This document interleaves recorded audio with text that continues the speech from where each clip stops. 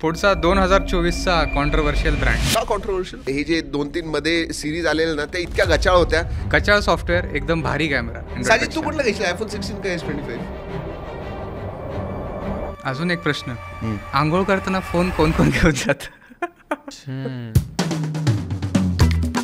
माझं काम आहे प्रश्न विचारणे. तुम्ही लास्ट प्रायमरी कुठला यूज केलं OnePlus? तर माझं घेऊ नका तुम्ही. ऑप्टिकल ऍड केलं आणि आयको कम्पेअर करू नका रे. परफॉर्मन्सच्या बाबतीत फ्री करत होते आणि मग नंतर अतिशय वाईट वाटलेलं मला. चांगला फोन. प्रो हा थोडा बहुत गचाळच फोन असतो. तुम्ही काय प्रिफर कराल, एक स्लिम फोन की एक कॉम्पॅक्ट? अजून एक प्रश्न. अरे हे बघ मी परत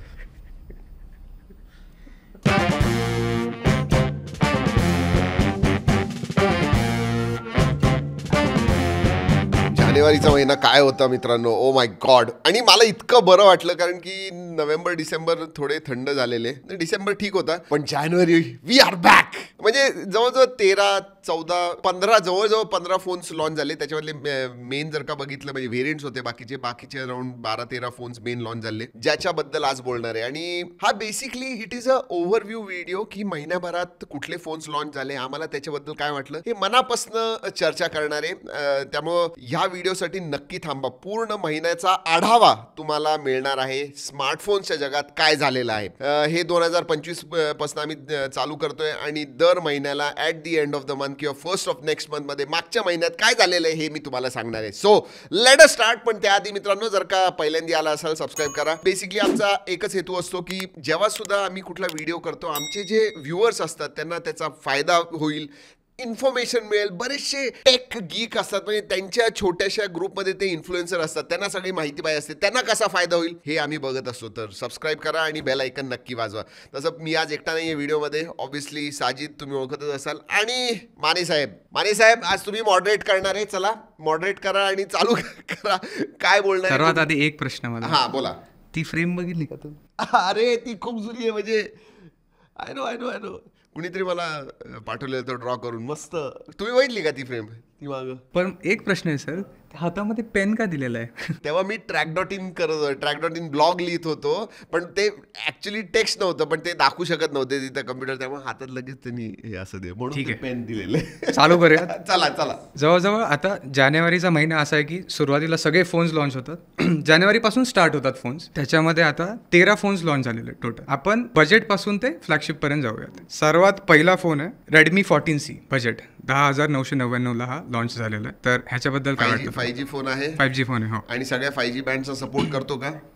म्हणजे जे नेसेसरी आहे SA आणि NSA ला सपोर्ट करतो का? दॅट इज व्हॉट आय करतो. So it is good. कारण की 10,000 5G phone which is really good. ते बेसिक आहे. अरे काय आवाज आहे बा, माझा फोन नेहमी आवाज करत असतो. आता जस्ट शिफ्ट झालेलो आहे मी या फोनवरती. So I don't have a button वगैरे. बोलूयात नंतर. हा त्याच्यावरती बोलूया. हा ह्याच्यावरती बोलूया नंतर. हा माझा प्रायमरी डायरेक्ट कालच शिफ्ट झालेलो आहे याच्यावरती. तर anyways I to be honest 10-11 हजारामध्ये जर का बजेट टाईट असेल तर मला आवडलेला आहे हा फोन. काहीच प्रॉब्लेम नाही. 4 Gen 2 प्रोसेसर येतो आणि डिसेंट आहे. फक्त 64 नाही 128 व्हेरियंट आहे ना. 464 आहे. 464 तिथंच. पण अजून एक आहे की त्याच्यामध्ये ड्रॉप रेडमी काय करतंय की आता हा ऍक्च्युली त्या सेम फॅमिली मधला हा तिसरा रिब्रँडेड फोन आहे. सो आधी Redmi A4 आला, मग पोकोचा C75 झाला त्याचाच. पण त्यांच्यामध्ये या दोघांमध्ये 4S Gen 2 होता. 10,000 मध्ये आपण काय बऱ्याच वेळा ना आपण क्रिटिकली प्रत्येक गोष्टीकडे बघत असतो. पण जर का तू 10,000 ही प्राइस रेंज बघितली ना तर मला वाटतं मोटोरोलाचा एक चांगला फोन आहे त्याच्यामध्ये आणि G35 आणि बाकी तसे नाही आहेत रे. म्हणजे देन तुम्ही कुठेतरी कॉम्प्रोमाइज करताय काय करता. ऍटलीस्ट हे कसं बेसिक आहे तुमच्याकडं. Android 15 आहे नाहीये. Android 14 वरती येतो आणि 2 वर्षाचे काहीतरी अपडेट्स, काही 1 का 2 वर्ष जाईल. सो OS डिस्प्ले ठीक आहे. हो वॉटर ड्रॉप नॉच आहे, थोडी डेटेड आहे. 4 Gen 2 आहे, क्वालकॉमचा प्रोसेसर आहे. So again that is decent. पण कॅमेरा वगैरे काही जास्त एक्सपेक्ट करू शकत. 2025 मध्ये ते थोडंसं चेंज व्हायला पाहिजे. अरे 2023 मध्ये तर अजून वाईट परिस्थिती होती. 10,000 मध्ये आलेच नव्हते. 2024 मध्ये ऍटलीस्ट यायला लागलेले. आता 2025 मध्ये इट विल इम्प्रूव्ह. नाहीतर आधी आमचा ना बेस्ट स्मार्टफोन 10,000चा व्हिडिओ खूप चालायचा कारण की खूप लोक घ्यायचे. आता सगळी जण 15, 18, 20, 25 हजारचा फोन घेतात. त्यामुळे 10,000 ही कॅटेगरी थोडीशी दुरावलेली आहे लोक, म्हणजे ब्रँड्स कडनं सुद्धा आणि कन्झ्युमर्स कडनं सुद्धा. तर रेडमीचंच बोलतोय तर रेडमीची नंबर सिरीज सुद्धा बघूया. त्याच्यामध्ये नोट सिरीज, नंबर मध्ये नोट सिरीज Note 14 Pro, कारण की नंबर सिरीज आपण रिअलमीची म्हणतो.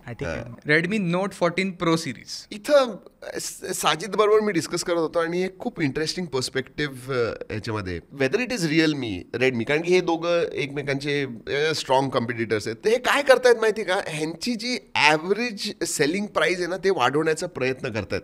म्हणजे आधी नोट सिरीज असू दे किंवा रिअलमीची नंबर सिरीज असू दे, ही आपण 15 ते 20,000 ह्याच्यामध्ये आपलं जे एक ब्रँड आयडेंटिटी होती त्या ह्याच्यामधली होती. पण आता मागच्या वर्षी ते 20 ते 25,000 पण झालं, आता ते 25,000च्या वरचं करणार आणि ते फार स्मार्टली खेळत आहे. ते जे त्यांचं जे प्रो आहे ना, म्हणजे प्रो आणि प्रो प्लस असं ते लॉन्च करतात. प्रो इतकं छान देत नाहीत, प्राइस कमी ठेवतात, थोडी 25,000च्या अलीकडे ठेवतात, पण 3-4,000 वरती तुम्ही टाकले की तुम्हाला प्रो प्लस मिळेल. आणि प्रो हा थोडा बहुत गचाळच फोन असतो आणि प्रो प्लस मध्ये काही काही गोष्टी खरं चांगल्या असतात. त्यामुळे what they are trying to do is pro आणि प्रो प्लस काढतायत दोन्ही फोन, पण प्रो प्लस माझ्या हिशोबाने is more value for money. Even though it is 3-4,000 higher. तुम्ही कॅमेरा बघा, इतर गोष्टींकडे बघा, त्याचा प्रोसेसर बघा, it is much better. So पण एवढी हुशारगी मारतात ते, पण त्यांचे जे सेल्स आहेत ते आपण बघतो की रेडमी 14, रेडमी 12C, रेडमी 13 बरोबर ह्या फोन्सने जास्त येतात. सो हे कुठेतरी काय झालं की आता 11 सिरीज पासून मग रेडमीने प्रो प्लस सुरू केलेलं. सो मग ते आता असं वाटतं की ते फक्त काढायचं म्हणून काढतात की बाबा नाही आम्ही प्रो प्लस आहे तिथे, आणि त्यांनी जे मिनिंगफुल जे एक्स सिरीज होती किंवा के सिरीज सारखे होते ते फोन मग त्यांनी एकदमच काढून टाकले, जे जास्त ओव्हरऑल बॅलन्स फोन होते, व्हॅल्यू फॉर मनी होते ते. त्याच्यामुळे तर रेडमी 14 सिरीजचं बघितलं जर पण फ्युचर काय वाटतंय साजिद, बिकॉज आय रिअली आता जेव्हा तुम्ही ना त्या प्राइस कॅटेगरीमध्ये जाता 25,000 ते 30,000च्या, I mean they are really good phones. जे आधी नोट सिरीज आणि नंबर सिरीज रिअलमीची जी होती जी आपण असोसिएट करत होतो value for money, they are going away from that. ते जे एक प्लेसमेंट त्यांनी केलेली होती ती आता नाही आहे. म्हणजे आता ठीक आहे, रिअलमी नंबर सिरीज जी आहे ती डिझाईन आणि कॅमेरा इथं फोकस आहे, पण बाकी परफॉर्मन्स बघायला गेलं तर नाही इतका खास आहे. नोट सिरीज सुद्धा बघायला गेलं तर I mean it is just iterative. I don't know, I am not impress. जसं आधी मला आठवतंय रेडमी नोट 5, 6, 7 सिरीजच्या वेळेला आम्ही थांबायचो कधी आमच्याकडं फोन येईल.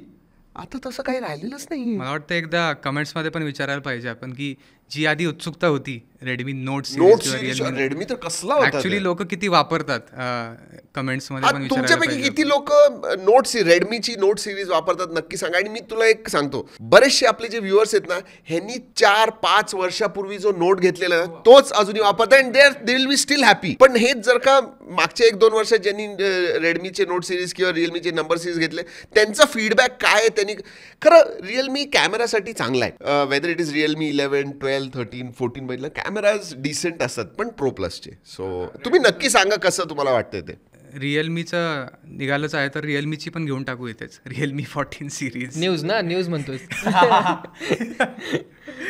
मला काय वाटतं ना की 18, 19, 20 हे जे 3 वर्ष होते ना, हे 3 वर्ष आहे ना रेडमी आणि रिअलमीचं प्रॉपर रायव्हलरी होती. आता काय झालं ना की दोघं मित्र झालेत. मला असं वाटतं दोघं ठरवतात की तू ड्युरेबिलिटी दे, फक्त मी कॅमेरा आणि डिझाईन बघतो, आपण दोघं मिळून लुटूयात. आणि इथं ड्युरेबिलिटी बरोबर आहे. रेडमी नोट सिरीज जर का तुम्ही भरपूर पाडत असाल फोन हे असेल तर I think from that perspective IP68, 69 दिलेलं आहे नोट सिरीजमध्ये. सो ड्युरेबिलिटी आणि बॅटरी सुद्धा बरोबर, बॅटरी सुद्धा मोठी गेली आहे, 6000 mAh 6000 mAh आणि याच्यामध्ये 6550 आहे. नाही, दोन्हीमध्ये सेम आहे. प्रो आणि प्रो प्लस दोन्हीमध्ये 6000. सो बॅटरी सुद्धा वाढती आणि बिकॉज सिलिकॉन कार्बन टेक्नॉलॉजी आता नवीन जी टेक्नॉलॉजी आहे ती यूज करतात, त्यामुळं capacity which is a good trend in 2025. पण 14 प्रो सिरीज आपण कॅमेरासाठी म्हणतो, पण 14 प्रो मध्ये त्यांनी एकच सिंगल कॅमेरा दिले. मग ते सांगितलं ना की प्रो जे आहे ना ते एकदमच त्यांनी स्पेक्स लो केलेले आहेत, खूप कॉम्प्रोमाइजेस केलेले आहेत की तुम्ही नाही 2-3 हजार जास्त टाकून तुम्ही प्रो प्लस घ्या असं ते पुश करतायत युजर्स, म्हणजे नावापुरती प्रो लॉन्च करतायत. आता जर समजा मला फोन घ्यायचा असेल की 25,000 ते 30,000 माझं बजेट आहे, त्याच्यामध्ये ऑफलाईन जर मी गेलो तर मला एक तर रेडमी दिसतो, रिअलमी दिसतो, ओप्पो किंवा विवो दिसतो. बरोबर. मग ह्या 4 फोन्स मधले मी कोणता घेणार? जर तुम्हाला मला सजेस्ट करायचं असेल की ह्या 4 मी सांगितलं ना, हे बघ ओप्पो विवो मला नाही वाटत 25-30 मध्ये तुम्हाला त्या ह्याच्यामध्ये, कारण ते सुद्धा स्पेक्स किंवा परफॉर्मन्स हेवी फोन्स देत नाहीत.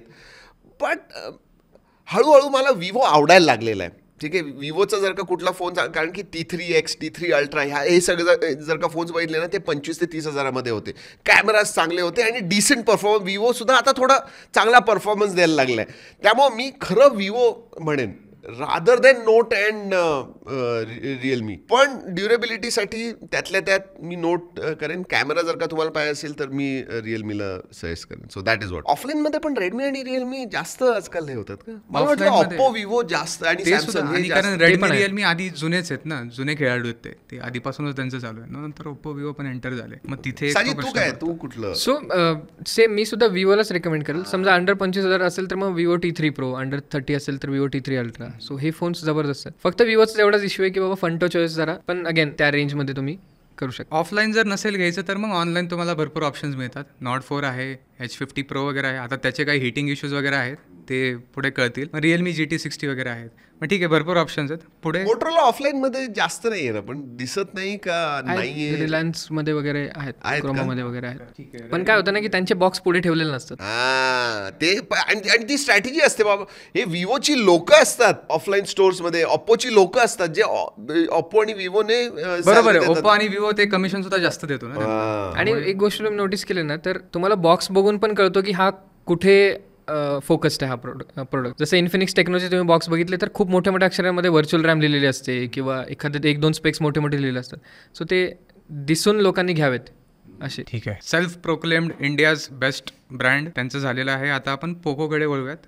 पोकोचे 2 फोन्स झालेत लॉन्च, X7 Pro आणि X7. साजिद, मी एका लाईनीत सांगतो, मला ना 2 ब्रँड्स खरं आवडतात. हो, त्यांचे इश्यूज आहेत, कॉन्ट्रोवर्सी आहेत, green line, motherboard fail issue, हे ते पोकोचं म्हणतोय मी. पण यार फोन चांगले काढतात. मी कधीही कुठलाही फोन रिकमेंड जेव्हा करतो ना, व्हॅल्यू फॉर मनीच्या दृष्टीनं करतो. की मी जेव्हा 20,000 देतोय, त्या 20,000ची जी प्राईज आहे त्याच्यामध्ये तुम्हाला फोन किती मिळतोय, कुठंतरी कमी तर नाही ना.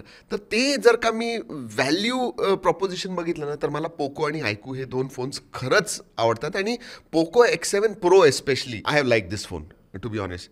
साजिद, तुझं? मला वाटतं पोको एक सगळ्यात सुंदर काय करतो ना, की पोको एकदम सिम्पल ठेवतो त्यांचा पोर्टफोलिओ. किंवा बाय माझी X सिरीज आहे, F सिरीज आहे, बस झालं याच्यामध्ये. आणि X सिरीज जर म्हटलं तर ती कुठेतरी 20 ते 25च्या रेंजमध्ये असते आणि मग F सिरीज 30पर्यंत जाते. आणि दोन्ही पण परफॉर्मन्स सेंट्रिकच आहेत. सो रेडमी जे नाही करू शकत आहे म्हणजे प्राईजवाला जो गेम आहे तो मग पोको खेळतो बेसिकली.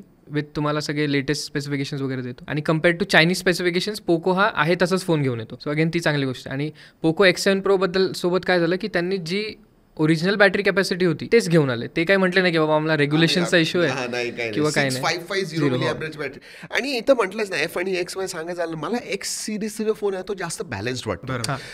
F सिरीज आहे हा गेमिंग म्हणजे आउट अँड आउट परफॉर्मन्स, म्हणजे फ्लॅगशिप लेवलचा परफॉर्मन्स तुम्हाला कमी पैशात देणार पण बाकीच्या गोष्टींकडे लक्ष देणार. And still that is okay, that's the audience आहे त्या याच्यासाठी. पण X मध्ये कॅमेरा सुद्धा थोडे डिसेंट असतात. मी असं नाही म्हणेन की क्लास लिडिंग कॅमेराज आहे त्यामध्ये, बट म्हणजे फॉर अ पर्सन की ज्याला परफॉर्मन्स चांगला पाहिजे, कॅमेरा सुद्धा डिसेंट पाहिजे, आधीमध्ये फोटोज, डिस्प्ले सुद्धा चांगला पाहिजे, बॅटरी कॅपॅसिटी पाहिजे. I think everywhere it tick mark होते. असं नाही की हे खराबच आहे, ह्याचं एकच कॅमेरा दिलेला आहे आता प्रोमध्ये, जसं बाकी नाहीच, अल्ट्रा वाईड नाही, काही नाही, काही असं नाही आहे. So I definitely think for me Poco X7 Pro was a good proposition आणि त्या प्राईजमध्ये मी रिकमेंड करेन लोकांना. आणि रेडमीने कुठेतरी हे विचार करायला हवा की बाबा त्यांची नोट 14 सिरीज जी म्हणजे खूप जास्त पॉप्युलर आहे त्याच्यामध्ये HyperOS 2 नाही आलं आउट ऑफ द बॉक्स आणि पोकोमध्ये आलं. So that is another thing की यू आर ॲब्सोल्युटली राईट. मी आपण व्हिडिओमध्ये मी हिंदीच्या माझ्या अनबॉक्सिंग व्हिडिओमध्ये म्हटलं की ह्याच्यामध्ये HyperOS आलेलं आहे पण तुम्ही तुमच्या ओरिजिनल जे रेडमी आणि याच्यामध्ये देत नाही. That's surprising. So Note series जी होती त्याच्यामध्ये. सो पोको X7 22,000ला मिळतो. त्याच्यामध्ये IP69 सर्टिफिकेशन आहे. पण नाही बघ, इथं सांगतो आता काय होतं, आपण पहिल्यापासून IP64, 65, मग 67, मग 68 सगळ्यात भारी होतं. मागच्या वर्षी 2024 मध्ये IP68 आहे म्हणजे काही टेन्शन नाही, डस्ट आणि वॉटर रेजिस्टंट आहे, पाण्याखाली गेला तरी. आता IP69 आलं आहे. नॉर्मल माणूस काय विचार करेल माहिती का, की IP69 म्हणजे IP68च्या वरती नाही आहे, तसं इट्स कम्प्लिटली सेपरेट. म्हणून जेव्हा ब्रँड्स सुद्धा सांगतात ना ते म्हणतात IP68 अँड 69. IP69 हा एक स्पेसिफिक यूज केससाठी आहे. IP68 is in my view is better than IP69. का सांगतो, पाण्यात जर का तुमचा फोन पडला IP68 वाचवेल IP69 नाही वाचवणार. IP69 स्पेसिफिक, तुम्ही हार्श कंडिशन्समध्ये राहताय, टेम्परेचर खूप जास्त आहे, गरम पाणी त्याच्यावरती तुम्ही किंवा जेटने त्याच्यावरती पाणी पडलं तर तो वाचवेल. म्हणजे आंघोळीचं गरम पाणी तुम्ही घेताय तेव्हा IP69 वाचवेल तुम्हाला IP69. पण जर का तो पाण्याच्या आत सबमर्ज झाला, एक 5-10 मिनिटं राहिला, तर तुम्हाला IP69 वाचवणार नाही. सो IP68 अँड 69 हे महत्वाचं आहे. बरोबर. अजून एक प्रश्न, आंघोळ करताना फोन कोण कोण घेऊन जात? तू घेऊन जातो? मी घेऊन जात नाही, पण माझं म्युझिक चालू असतं. म्हणजे मी शॉवर घेताना मी एखादा पॉडकास्ट ऐकत असतो ना, आता असे 2 हँगर्स लावलेले आहेत, त्याच्यावरती बरोबर फोन टिकवतो. हो का? आंघोळ करताना पॉडकास्ट बघतो. मध्ये एखादा टॉपिक आला की तसंच साबण घेऊन असं असे डोळे पुसायचे आणि मग बघायचं. ओके. तुमच्यापैकी किती जण आंघोळ करताना फोन घेऊन जातात?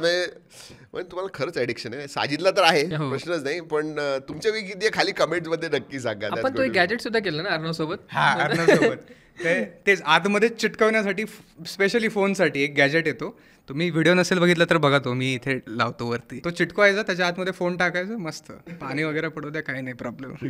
नाईस. ओके, काय पुढे वळूयात. हा जो हातात आहे Xiaomi Pad 7. Another favourite device launch in Jan. Tablet जर का तुम्हाला घ्यायचं असेल ना, Xiaomi Pad 7, there is no question. Price, offers वगैरे सगळं 25 पर्यंत येतो. 25 पर्यंत येतो. असं ऑफर्स वगैरे नसेल तर 28,000ला तो लॉन्च झालेला. तरी 28,000ला सुद्धा इन दॅट प्राइस रेंज. हे बघ, iPad 10th जनरेशन आहे, पण तो 3 वर्ष आधी लॉन्च झाला होता. 3 वर्ष आधी लॉन्च झाला होता आणि त्याची सुद्धा प्राइस सिमिलर आहे. आत्ता कमी आली, आधी तर ती 32,000-33,000-34,000ला होती. मी काय म्हणतो माहिती का, मी iPad किती चांगला असेल तरी मी ह्याच्यामध्ये Xiaomi Pad 7 तुम्हाला रिकमेंड करेन. कारण की जबरदस्त स्क्रीन आहे. मल्टीमीडियासाठी त्याचे जे स्पीकर्स वगैरे क्वालिटी आहे, अमेझिंग आहे. परफॉर्मन्ससाठी 7+ Gen 3 आहे, which is excellent. 1.3-1.4 million score. म्हणजे तुम्हाला गेमिंगसाठी सुद्धा जर का बिग स्क्रीन डिव्हाइस पाहिजे असेल, you can go ahead with it. आणि ओव्हरऑल बिल्ड क्वालिटी म्हणा, डिस्प्ले म्हणा, एव्हरीथिंग इज गुड. हा, बॅटरी कपॅसिटी थोडी अजून जास्त असती माझ्या हिशोबाने. त्याची काय 8,800 काहीतरी आहे ना, 8850 मिली एम्पियरची बॅटरी. ती 10,000 असायला पाहिजे, कारण की it is a big screen device, तर जास्त चालत नाही. Other than that I think डोळे झाकून मी. पण टॅबलेट्स लोक आणि हायपरओएस सुद्धा आलेला आहे याच्यावर. आउट ऑफ द बॉक्स हायपरओएस आहे. बरोबर. आणि ते त्यांचे Xiaomiचा फोन असेल तुमच्यासोबत तर ते कनेक्शन वगैरे, हायपर कनेक्टिव्हिटी. बरोबर. मोटोरोलाने सुद्धा टॅब्स काढायला पाहिजेत रे, मला खरंच वाटतं. पण सर, टॅब्स ॲक्च्युली घेतात का लोक? माझा एक प्रश्न आहे की लॅपटॉप असेल किंवा टॅब असेल, माझा विचार असा पडतो की मोठी स्क्रीन पाहिजे, मला मल्टीमीडिया जर बघायचं असेल, थोडासा एक्स्ट्रा खर्च करून मी लॅपटॉप घेईन. तर टॅब आणि लॅपटॉपमध्ये जर कोणाला कन्फ्युजन असेल, I think that's a good question. आणि हे यूज केसवरती आहे खरं सांगायचं तर. म्हणजे तू हे बघ, कोडिंग वगैरे जर का करत असशील भरपूर आणि काहीतरी टाईप करायचे, डॉक्युमेंट्स, आर्टिकल्स वगैरे लिहितो, ह्याच्यासाठी डेफिनेटली आय विल से लॅपटॉपला जा. पण हे बघ, जर का तू क्रिएटिव्ह असशील, मल्टीमीडिया खूप जास्त कन्झ्युम करत असशील, टच स्क्रीन तुला पाहिजे, तर त्यावेळेला काय करू शकतो, तू टॅबलेट हा घेऊ शकतो 25-28 हजाराचा. वरती 5-8 हजाराचं फोलिओ केस येते. So you can make it a nice lovely portable laptop. आणि त्याचे जे फोलिओ केस आहे ते सुद्धा खरंच चांगले. म्हणजे 10,000 रुपये एक्स्ट्रा हे केले. आणि तो ह्याला सुद्धा, पेनला सुद्धा सपोर्ट करतो. So that is, I think in my perspective, that is good enough. हां, सगळ्यांसाठी नाही येतो, but 30-40% of the population will like to have a device like tab. पण हे Xiaomi मग असं का करताय? त्यांचे पॅड्स वगैरे एकदम मस्त बनवतोय, प्रोसेसर्स वगैरे चांगला देतोय, आणि मग त्यांच्या फोन्समध्ये असा गचाळपणा करतोय. ठीक आहे, पैसे कमवायचे जाता. एक अजून एक काय होतं त्याच्यामध्ये पॅड आणि टॅबलेटमध्ये, की एकतर UI जी असते. सो टॅबलेट ज्यावेळेस घेतो आपण, तो कुठेतरी एक्सपॅन्डेड फोनसारखा असतो, की तो मग कुठेतरी इज ऑफ यूज सुद्धा येतं. आणि एकदमच विंडोजवरती शिफ्ट व्हायचं, बरोबर, तर मग ते सुद्धा असतं बऱ्याच. Yes, I think that's a very important, good point made.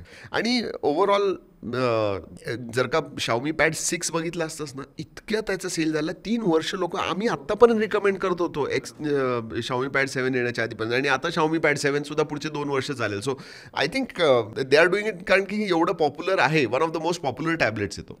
तुम्हाला घ्यायचा असेल तर व्हिडिओ केलेला आहे ऑलरेडी, हां, कम्पॅरिझन तो बघू शकता. आणि टॅबलेटचे प्राइसेस पण ड्रॉप होत आहेत सध्या. म्हणजे OnePlus पॅड वगैरे OnePlus पॅड सुद्धा चांगला आहे तो बरं 40,000ला लॉन्च झालेला, आता लिटरली 22-23-20,000ला काय? मिळत हो होता. हा आता पण न्यूज मध्ये पण सुद्धा सांगितलेलं 9300. 20,000ला 9300 हा डिमेन्सिटी. त्याला सुद्धा ते फोलिओ केस आणि हे सगळं आहे सगळं. आणि बिल्ड क्वालिटी आदित्य वापरतो इथं OnePlus पॅड मस्त आहे तो. आदित्यचं लक्ष नव्हतं फोनवरती, फक्त येते. टॅबलेट बघत होतो. पुढचा परत एक ऑफलाईन सेंट्रिक आणि ऑफलाईन फेवरेट ब्रँड, तो म्हणजे ओप्पोचा. आणि ओप्पोची रेनो 13 सिरीज लॉन्च झाली आहे. मी सरांना विचारायचं त्याच्याबद्दल. मला वाटतं ना ही यावर्षीची रेनो सिरीज आहे ना, मला होप देते पुढच्या रेनो सिरीजसाठी. कारण यावर्षी काय झालं की रेनोने पहिल्यांदा आहे तसं चायनीज युनिट्स इंडियामध्ये लॉन्च केले.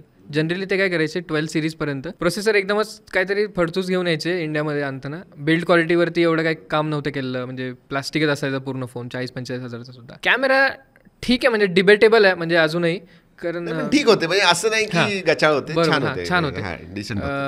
कलर वाईज डेफिनेटली अपग्रेड झाला आहे खूप जास्त, सो तो एक मोठा आहे. आणि बिल्ड सुद्धा अपग्रेड झाला आहे रेनो 13 मध्ये. त्याच्यामुळे प्राइस मी ओप्पो ज्यावेळेस रेनो सिरीज बरोबर you can't it's a different category. Offline मध्ये जास्त विकतात, लोक बघतात, सेल्फी काढतात. हे बघ ते विवो आणि ओप्पोचे फोन हे असेच जातात. आणि आपलं सुद्धा ना आपण टेक एक्सपर्ट्स आहोत ना, आपण एक फार केजी पर्स्पेक्टिव्हने आपण बघतो. पण जनरल पॉप्युलेशन, जनता जी असते ना, ती फक्त जाऊन ऑनलाईन सगळ्यात बेस्ट परफॉर्मिंग फोन व्हिडिओज बघून असं नसतं. जनरल पॉप्युलेशनला काय पाहिजे, हा घेतला मी फोन, हातात घेतला, दिसायला छान आहे, प्रीमियम दिसतो, लोक विचारतील कुठला, सेल्फी बघणार कसा आहे, फोटो 1-2 काढणार आणि घेऊन टाकणार तिथल्या. आणि हा जो मार्केट आहे ना, हा विवो आणि ओप्पोला खूप छान माहिती आहे आणि म्हणून तिथं ही रेनो सिरीज फिट होते. बरोबर. आणि विवो सारखं ह्यावेळेस त्यांनी प्रोसेसरवरती पण थोडंसं लक्ष दिलेलं आहे.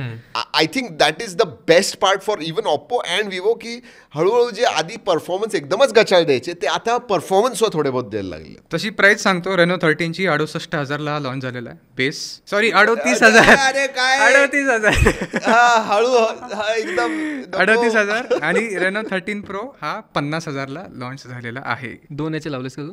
हा, दोन्ही मिळून प्रो, अख्खी प्रो सिरीज. ते OnePlus 13चं वाचलं. हा, आता वनप्लस होतं ना. मला माहिती आहे ना, कालचा आकडा वाचला त्यांनी. बर हा 38,000ला थोडा डेफिनेटली ओव्हर प्राईस आहे, but like I said.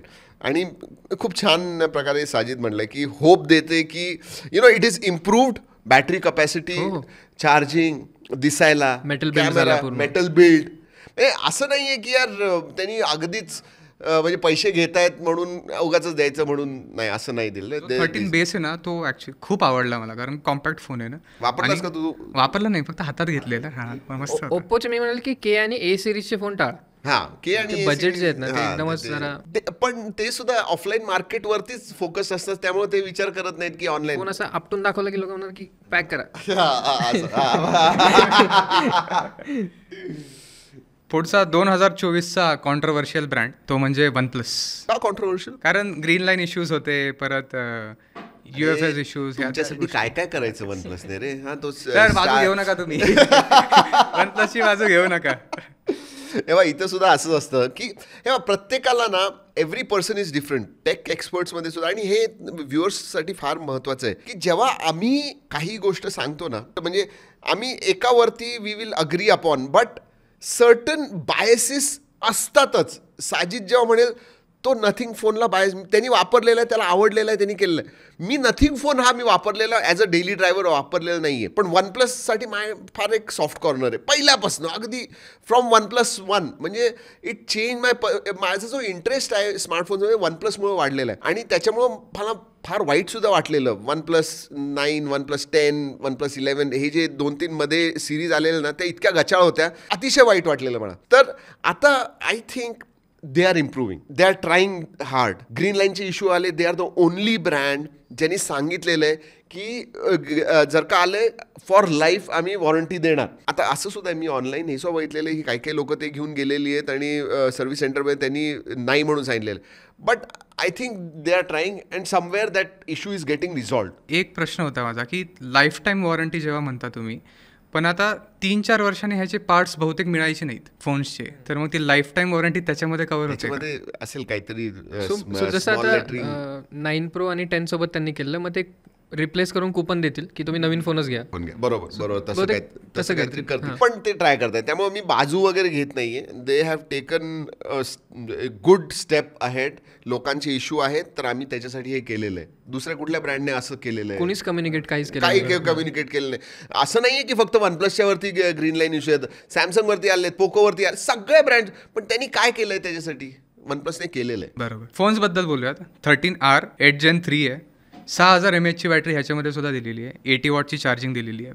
Display वगैरे जबरदस्त आहे. आणि बेस वेरियंट ह्यावेळेस सगळे ब्रँड्स असं करतात की 12/256 देतात. म्हणजे जे 128चं आहे ॲपल सोडलं तर 256 GB देत आहेत बऱ्यापैकी. 43,000ला हा लॉन्च झालेला आहे. तुम्हाला काय वाटतं या फोनबद्दल? मला वाटतं 13R एकतर सगळ्यात काय झालं माहिती आहे का, 13ची जी दोन्ही जे 13 आणि 13 आहे ना, त्याच्यामध्ये मी एक गोष्ट बघितली की लोकांना त्याची डिझाईनच नाही आवडली. आणि कुठेतरी सगळ्या फोन्सबद्दलच ते होतं की बाबा काही जणांना ते S24चे शार्प एजेस आवडत आहेत, याला म्हणतात की नाही खूपच बोर दिसतं म्हणून. ट्विटरवरती टाकलं. मला ते ऑफ सेंटर एवढं छोटंसं ते नाही, म्हणजे ते आयसोर आहे, ते असं आहे. ते बरेच जण काय म्हटले की ते रिअलमी फोन सारखं दिसतो.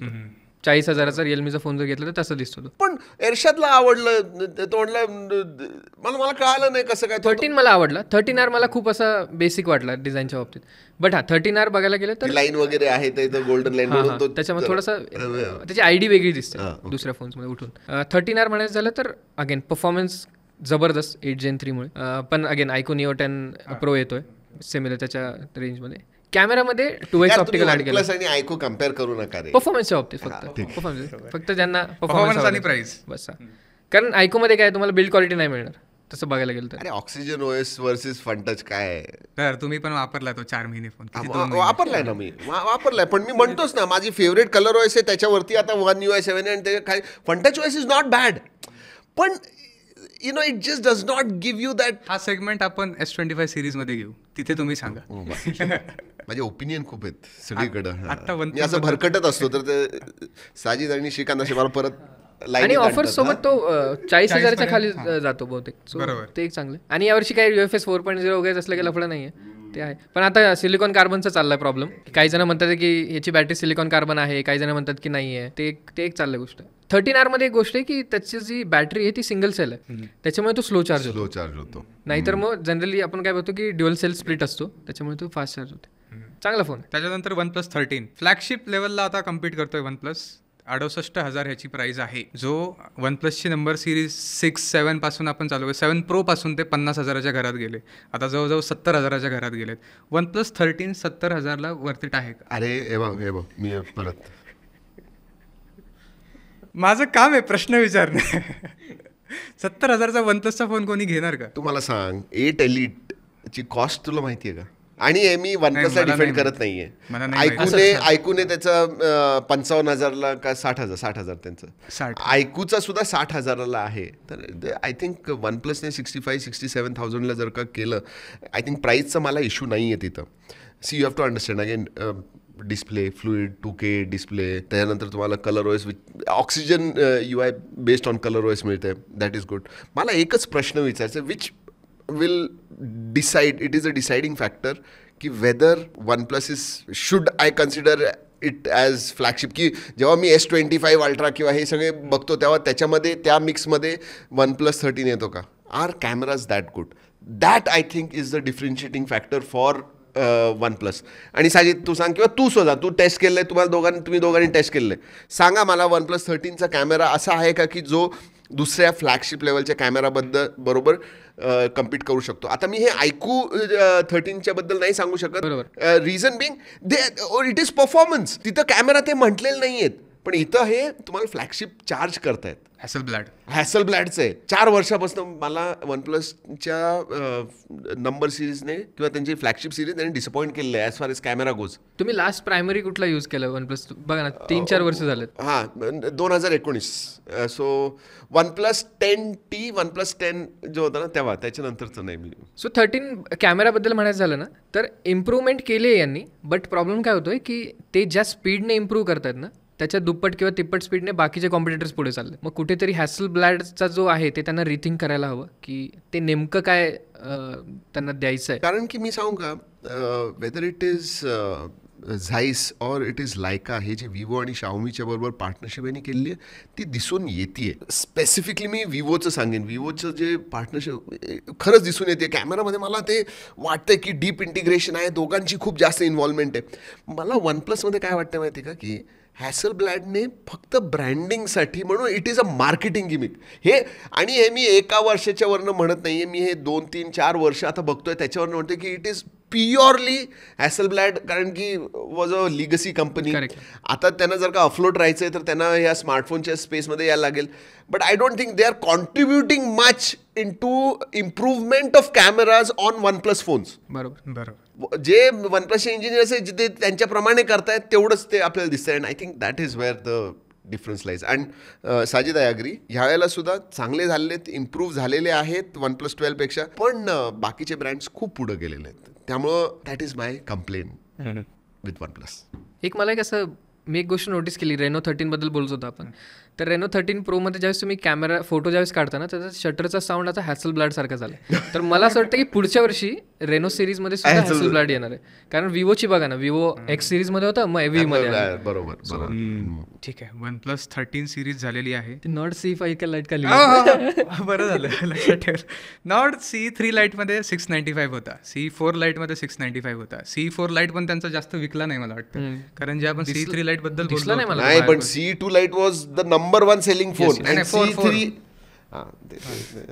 कारण C2, 3 नंबर 1 होते, पण 4 शेवटी गेले ना खाली. अरे हे आय थिंक अगेन वन प्लसने त्या वन प्लस ब्रँडचा फायदा घेतला सब पार फोन लॉन्च करून. पण हा वन प्लसचा फोन आहे, कारण की लोकांना ती माझ्याकडं वन प्लसचा फोन आहे, C4 आहे, नॉर्ड आहे, नॉर्ड C4 लाईट आहे, अजून काय नाही, वन प्लसचा फोन आहे. आता 2025 मध्ये C5 लाईटमध्ये सुद्धा 6S Gen 3.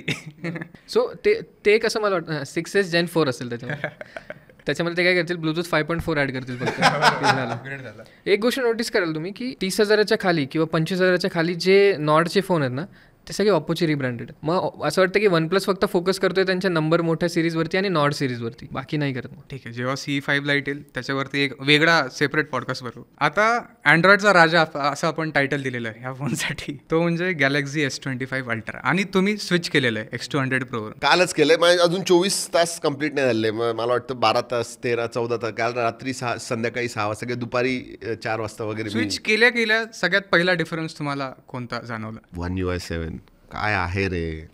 इट इज म्हणजे पहिल्यांदा स्विच झालो आणि मग मी वरून नोटिफिकेशन असा खाली केला, आणि जो असा इंटरनली सबकॉन्शियसली जे फील येतं ना, ते सांगूच शकत नाही. The way it is been arranged. तुम्हाला जेव्हा बाकीचे सगळ्या गोष्टी येतात ते आता फंटा चॉईसमध्ये तू बघतोयस ते.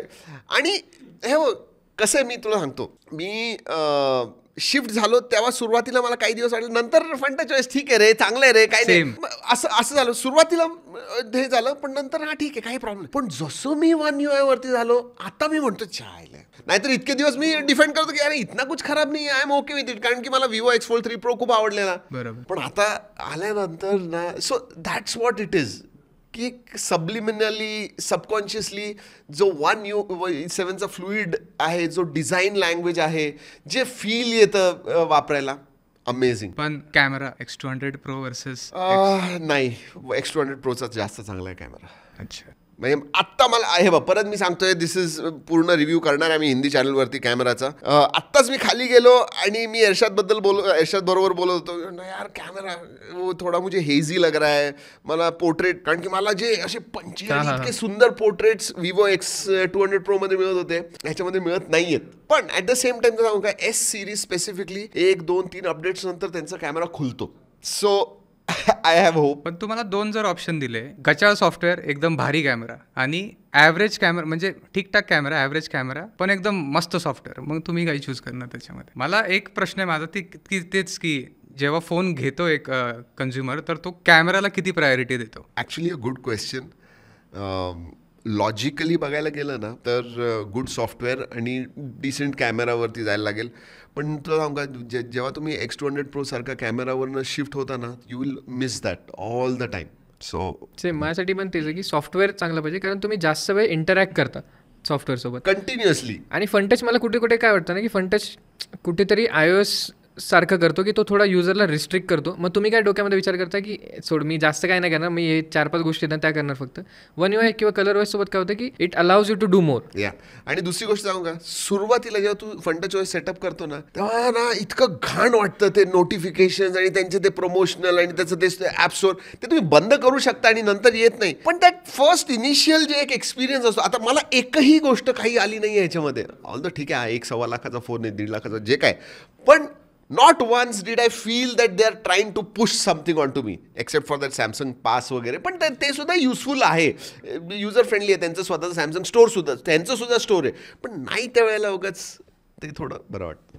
ठीक आहे, मग S25 अल्ट्रा 1,30,000ला लॉन्च झालेला आहे. त्यांचे प्री ऑर्डर्स वगैरे काय असतील ते कुपन वगैरे ते काय धरलेलं नाही आहे मी. मग 1,30,000 iPhone 16 Pro Max तिथे येतो. मग आता हे परत अँड्रॉइड वर्सेस आयफोन येऊन जातं तिथे. आपण काल पण व्हिडिओ केला, जसा फुल व्हिडिओ येतोय iPhone 16 वर्सेस S25, त्याच्यासाठी थांबा. तिथे आदित्यला हातामध्ये फोन दिलेला की S25 हातात आहे आणि iPhone 16 आहे. आता तो आधीपासून iPhone 16 यूज करतो, iPhone 13 यूज करतो तो आधीपासून, म्हणजे सुरुवातीपासून तो आयफोन युजर आहे. त्याला हातात दिला, तो म्हणला मी किती जरी असलं, किती अँड्रॉइड भारी असलं तरी मी आयफोनच चूज करणार. आणि काय त्याचं रिझनिंग काय होतं की मला टिक टिक बरं का, टिक टिक जे आहे ना ते मला आयफोनचं आवडतं. म्हणजे कुणाचे काय रिझन्स असतात. हे मला S25चं टिक टिक आवडलं, टिक टिक नाही आवडलं. अरे कसलं डोंबल्याचं टिक टिक. 6 लोक होती तिथं, त्याच्यामधले 5 लोक S25 म्हटले, हा एकटा iPhone 16 म्हटला. हा बघा ना काय आता ते टिक टिकमुळं.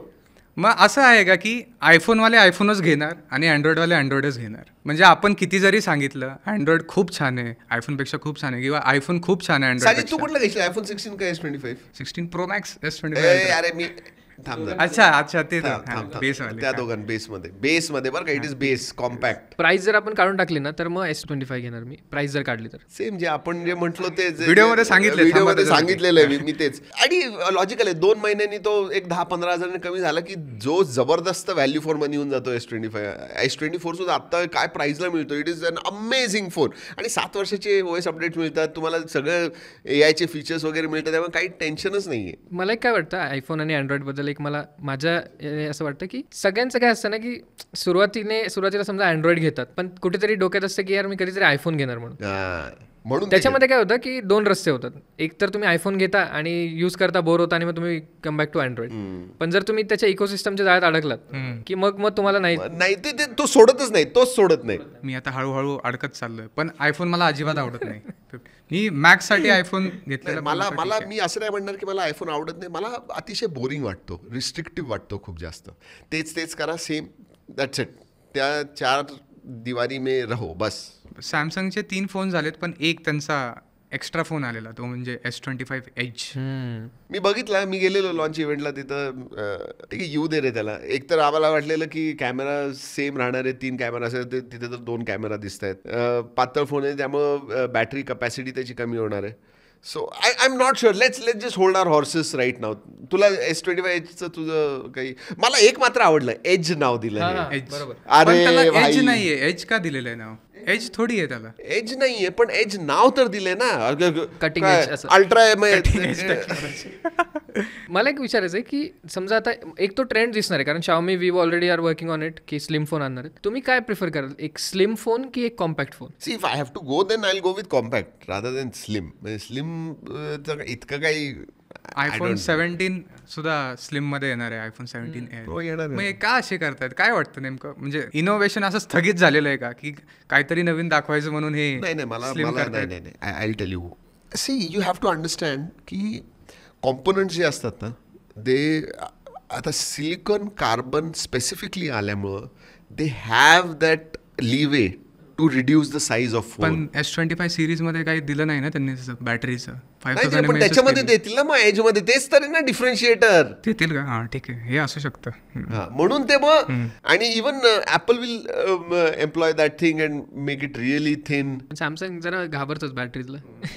सॅमसंग घाबरतं बॅटरीला. सॅमसंगचं आपण सगळं बोललो. कुठला सिरीज होता जिथं झालेलं होतं ते धूमधडाका झालेला? सांगा खाली कमेंट्स मध्ये. धडाकेबाज सिरीज होती ती. खरंच पण that was a big setback for that. सॅमसंगचं आपण बोलतो तर आपण एआयचं पण थोडंसं बोलायला पाहिजे की गॅलेक्सी एआय बद्दल आता तुम्हाला काय वाटतं, आणि 7 वर्षाचे अपडेट्स दिले. मला अतिशय गॅलेक्सी AI म्हणजे मी बऱ्याच वेळा एक 6 महिन्यापूर्वी AI हे काय, पण आता जेव्हा मी जस्ट इट्स बीन 12-15 आवर्स, पण गॅलेक्सी AI जसं काम करतं ना, इट्स ब्युटिफुल. म्हणजे मी माझे अपॉइंटमेंट्स किंवा माझं कॅलेंडर शेड्यूल करायचं मी फक्त फोनला सांगतो, तो काय करतो, मी सांगतो की हे just I have a appointment between 12 and 12:30 on Friday 1st, please book a appointment in Google worksheet और किंवा माय गुगल कॅलेंडर करून टाकतो तो, पण आता seamlessly. So multiple things, cross app जे त्यांनी इंटिग्रेशन केलं ते चांगलं आहे. पोर्ट्रेट स्टुडिओ आता ठीक आहे, मला माहीत नाही, मी आत्ता नॉवेल्टी आहे कारण मी नवीन आहे, त्यामुळे मला खूप चांगलं वाटतं ते. आता किती मी कंटिन्युअसली वापरीन हे मला माहीत नाही, बट इट वर्क्स ब्युटिफुली. आणि मी सगळे जे आहेत ना ते सगळ्याला तुम्ही ऑन डिवाइस करू शकता, इधर ऑन डिवाइस ऑर नॉट. सगळे मी ऑन डिवाइस केलेत, हे ऑन डिवाइस होते, त्यामुळे माझा डेटा जात नाही. For me that is a big thing. बरोबर. So Galaxy AI, Samsung has done lot of things right with it. मला एवढंच प्रॉब्लेम आहे की 6-8 महिन्यात वर्षभरात हे जेव्हा चार्ज करायला लागतील तेव्हा माझा पुढचा प्रश्न होता की आता मागच्या वर्षीच म्हणत होते की 2025 मध्ये ते चार्ज करतील, पण मला वाटतं थोडी सवय लावतील अजून, हे जिओ सारखे करतील. जिओ की तुमच्या लाईफ मध्ये आपण जिओ बद्दल बोलायला पाहिजे होतं माहिती का याच्यामध्ये. प्राइस वाढवत आहेत आता सगळ्यामध्ये. आधी तर free free free free free करत होते आणि मग नंतर सगळं फ्री मध्ये सर्व्हिस चांगली होती. काय खराब झाली आहे. बरोबर. गेले आठवडा 10 दिवस तर अरे फोन कॉल हे डिस्कनेक्ट काय होतात, नेटवर्कच कनेक्ट होत नाही, काहीच्या काही चाललंय. तुम्हाला त्रास होतोय का जिओचा? मला तर होतोय. आय मीन जिओचे लोक ऐकणार हे आणि मला फोन करणार, पण मी तरी सांगतोय तुम्हाला की जिओची सर्व्हिस खराब झाली आहे, पैसे जास्त झालेले आहेत. ओ माय गॉड, शिफ्ट करायची वेळ आलेली आहे. गॅलेक्सी AI साठी साजिद सरांना प्रश्न, कारण 1 वर्ष त्यांनी कंटिन्युअस S24 अल्ट्रा यूज केलेला. मग ऍक्च्युअली किती यूज केलं तुम्ही गॅलेक्सी AI त्यातलं? मला वाटतं आय टेल यू एक गोष्ट मी सांगतो की आधी कीपॅडवाले फोन होते, त्यानंतर तुम्ही बटनने इनपुट द्यायचे, त्याच्यानंतर मग टच स्क्रीन फोन आले, मग तुमचा टच इंटरफेस बेस झालं. हे जे गॅलेक्सी AI जर बघितलं ना आपण, तर हा व्हॉइस आणि व्हिज्युअल क्यूजवरती खूप चालतो. टचलेस कुठेतरी, आणि त्याचा भरपूर फायदा झाला. आता सर्कल टू सर्च सारखी गोष्ट मी एवढी जास्त वापरली की मी मिस करतो ती गोष्ट अतिशय. त्याच्यानंतर समरायझेशन झालं किंवा बाबा एखादी माझी ब्रीफिंग चालू आहे तर मग काय करणार की कॉल रिकॉर्डिंगला लावून टाकणार आणि मग नंतर ट्रान्सक्राईब करत बसणार. ॲपलच्या इव्हेंटला गेलो आपण, त्यावेळेस अख्खा ॲपलचा इव्हेंट मी ट्रान्सक्राईब केला त्याच्यामध्ये. सो लगेच बुलेट पॉईंट्स पटापट. सो त्या गोष्टी जबरदस्त काम करतात. सो इसेन्शियली कितीही तुम्ही म्हटला ना, कारण मी फर्स्ट लुक व्हिडिओ केला त्याच्यामध्ये क्या AI आहे और कुछ चेंज ही नाही आहे, S24 अल्ट्रा असं सगळे कमेंट्स आले होते. पण तुम्ही ॲक्च्युली जेव्हा वापरायला लागताल ना, I think it makes a difference. It improves your productivity, तुमचा वेळ खूप वाचतो, आणि काही फन थिंग्ससुद्धा आहेत ज्या तुम्हाला टाइमपास करायचं आहे तुम्ही करू शकता. So I think it's a welcome addition. तसं आपल्याला एक सेगमेंट चालू करायचं आहे आज करून, पण मराठीमध्ये. त्यामुळे जे पण काही क्वेश्चन्स असतील या पॉडकास्टच्या मराठीमध्ये आज करून ह्याच मग एकच ह्याच्यामध्ये का तुला वेगळा करायचं आहे? नाही, तो वीकली करू आपण, आठवड्याला. तेवढे जर का प्रश्न आले तर मग विचारा प्रश्न असतील तर आज करून टाकूया मराठीमध्ये. पण त्याचा रिस्पॉन्स कसा येतो ते बघायला पाहिजे. कारण की आम्ही करतो, कारण की हे बघा 1 तासाचा हा पॉडकास्ट असा जवळजवळ झालेला आहे. हा एडिट याचा जो साईज आहे ना, तरी मला वाटतं 100 GB. किती कॅमेरा, मी तुला सांगतो किती कॅमेरा आहेत. 1, 2, 3, 4 कॅमेरे नाही 4 कॅमेरे आहेत. 4 कॅमेरे 4K मध्ये शूट करतात आणि 1 तासभर, आणि ते एडिटिंग खूप त्याच्यामध्ये एफर्ट असते. तर जर का तुम्हाला पाहिजे असेल तर आम्ही नक्की करू. ह्याच्यामध्ये अपकमिंगचं टाकायचं होतं राहिलं. हां, ते आता नंतर घेऊयात. अपकमिंगमध्ये चांगले फोन्स येतात. नथिंग फोन 3A आणि 3A+ येतोय. त्याच्यानंतर विवोची V50 सिरीज येते. सॅमसंग गॅलेक्सी S25 एज आपण बोललो. ROG फोन 9, Xiaomi 15 सिरीज सुद्धा आहे. असे 4-5 मेजर ब्रँड्स आहेत. त्याचा मग पॉडकास्ट आपण नेक्स्ट मंथच्या एंडला करूयात की ते फोन्स कसे आले. आणि विसरला असाल अजूनही सबस्क्राईब करायला तर नक्की करा. राईट? Yes, done. तर मित्रांनो, या व्हिडिओमध्ये एवढाच. पुढच्या व्हिडिओपर्यंत जय हिंद, जय महाराष्ट्र.